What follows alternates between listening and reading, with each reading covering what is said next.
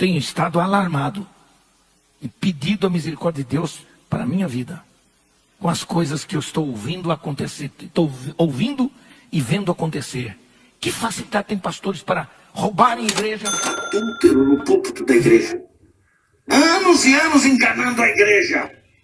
Enganando a igreja. Quando a qualidade da nossa fé é afetada pelo pecado, nos tornamos reféns do inimigo. Como eu estou falando aqui para obreiros, pastores, eu tenho estado alarmado e pedido a misericórdia de Deus para a minha vida, com as coisas que eu estou ouvindo acontecer, estou ouvindo e vendo acontecer. Que facilidade tem pastores para roubarem a igreja, para caírem em pecado de adultério, na cara de pau ficarem 1 ano, 2 anos, 3 anos mentindo contra tudo, maltratando a família, mas na igreja aparecem como líderes, pastores, porque só preservam o título por causa do salário que ganham. E quando pecam e saem, aí são cheios de exigências, querem ser jubilados. Jubilado para mim é para quem merece ser jubilado, porque prestou um serviço, mas para um sem vergonha não é. Para um sem caráter não é. Me desculpa, irmão, mas eu não aguento esse negócio não. Eu sei o significado disso.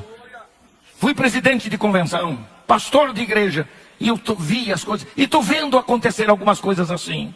Que Deus tenha misericórdia de nós, para que nós sejamos autênticos, para que não percamos, irmãos, tudo que Deus nos tem dado por sua grande misericórdia. Louvado seja o nome do Senhor. Aleluia, aleluia. O povo de Deus, irmãos, o povo de Deus foi gerado para a liberdade, isto é, para viver livre. Nossa vocação é para a liberdade. Não fomos feitos para vivermos sob o jugo de servidão das circunstâncias adversas, não. Paulo escreveu aos Gálatas dizendo: vós, irmãos, fostes chamados à liberdade. Ele trocou o ouro pelo cobre. Ele trocou o genuíno pelo falsificado. Ele trocou o verdadeiro pelo que era mentiroso. Ele trocou o puro pelo impuro. Ele trocou a sinceridade pela hipocrisia. Ele trocou o autêntico pelo falso. Nós sabemos que no campo da tipologia bíblica os dois metais são distintos. O ouro tipifica a realeza, a glória, a dignidade, a resistência, a durabilidade e a sinceridade.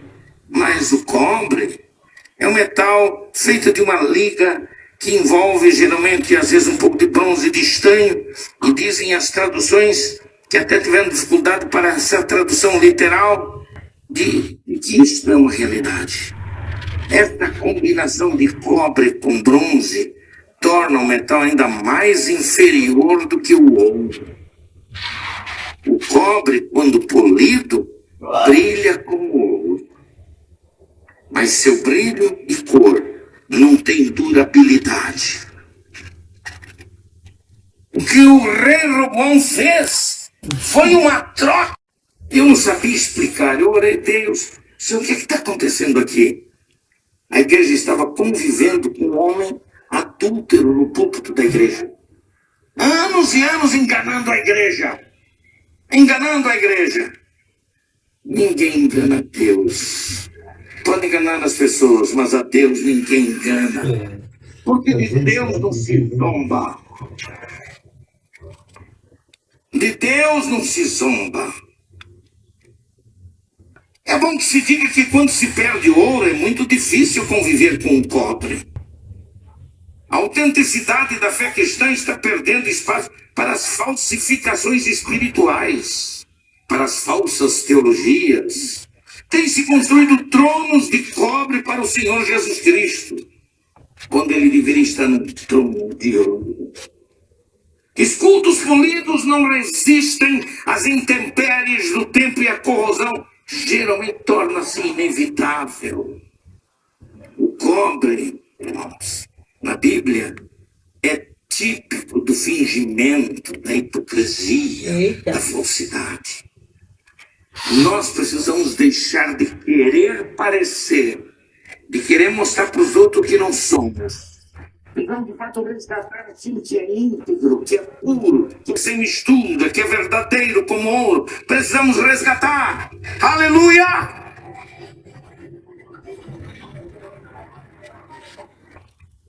Não se tem notícia de que Israel tenha recuperado aqueles escudos de ouro, porque é muito difícil recuperar valores depois de roubados em nossas casas.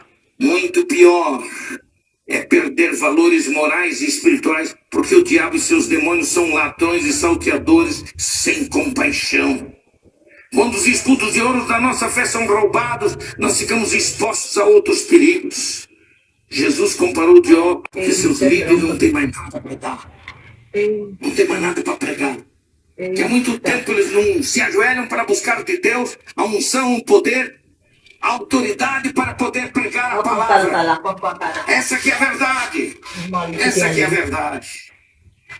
Então eles preferem viver um estado do falso brilho do cobre.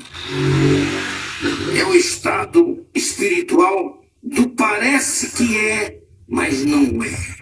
É o estado do verniz espiritual. É o estado do polimento pentecostal. É o estado da emoção em detrimento da razão. É o estado da fé epidérmica, daquela que arrepia a pele e do arrepio dos pelos.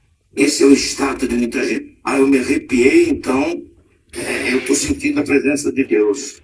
E quando ele sai, depois passou o arrepio, ele volta a fazer a mesma coisa, os mesmos erros, os mesmos pecados, as mesmas coisas.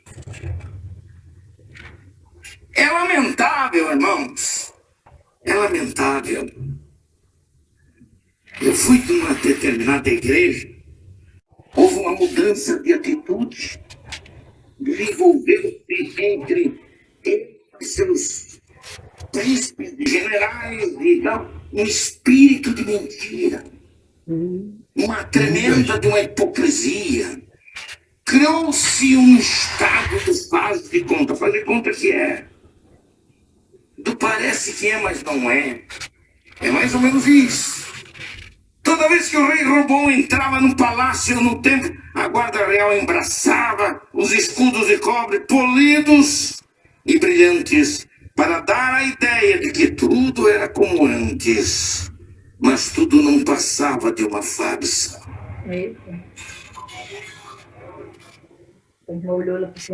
Se contextualizarmos essa história, chegaremos à conclusão de que nossa história hoje, vivemos em muitos lugares, em muitas igrejas, uma história bem parecida com a história de Israel. A semelhança do povo de Israel, do povo de Judá nos dias de Robão, a igreja vem sendo invadida no seu seio por saqueadores que querem saquear a igreja dos seus valores maiores. Nossos escudos de ouro, irmãos, são desejados e são visados pelo inimigo. E que são esses escudos? São os nossos valores doutrinários, são os nossos princípios éticos, são os nossos bons costumes, é a nossa liturgia, é o nosso louvor, é a nossa fé. Tudo isso está correndo o risco de ser roubado, de ser saqueado. Verdade. O ouro doutrinário de muitas igrejas por aí já tem sido roubado. Não há mais nem culto de doutrina. Os cultos de doutrina são os mais pobres. A partir de então, a história revela que houve uma divisão enorme no reino de Israel. 10 tribos se separaram, foram para um lugar. Roboão ficou apenas com 2 tribos. E essa divisão, provocada pelo orgulho, pela displicência espiritual, com a direção de Deus no reino de Israel, produziu o caos espiritual, que até hoje estão tentando recuperar o que já perderam. Até hoje! Nunca mais recuperaram os escudos de ouro. Nunca mais conseguiram recuperar os tesouros da casa de Deus, nem tampouco os tesouros da casa do rei. Meu Deus do céu. Isso nos ensina, irmãos, que por dizer esses escudos podem ser identificados com as doutrinas básicas da teologia pentecostal. A doutrina da inspiração verbal e plenária da Bíblia Sagrada como regra infalível de fé normativa para a vida do cristão. Quando pode dizer amém por isso? Segundo, a doutrina da pecaminosidade do homem e a possível redenção pela obra expiatória de nosso Senhor Jesus Cristo. É outra recuperação dos nossos escudos. A doutrina da salvação mediante a justificação pela fé em Cristo Jesus. A doutrina do batismo com o Espírito Santo mediante a evidência física do falar em línguas espirituais. A doutrina da santificação mediante a total separação da vida mundana. A doutrina da continuidade e atualidade dos dons do Espírito na vida cotidiana da igreja.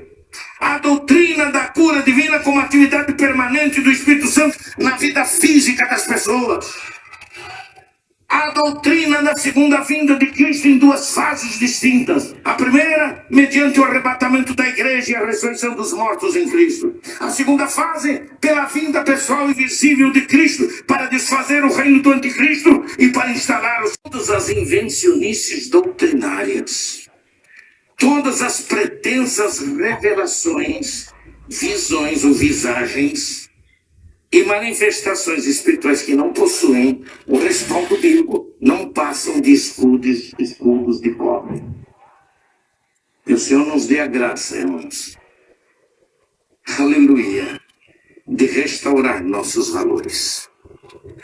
Queira o Senhor revestir a sua igreja com autoridade, com poder, com unção, para defender aquilo que nós temos recebido de Deus através da história da igreja. E nós louvamos o nome do Senhor por tudo isto para a glória do seu nome. Hoje e sempre tenho dito estas palavras.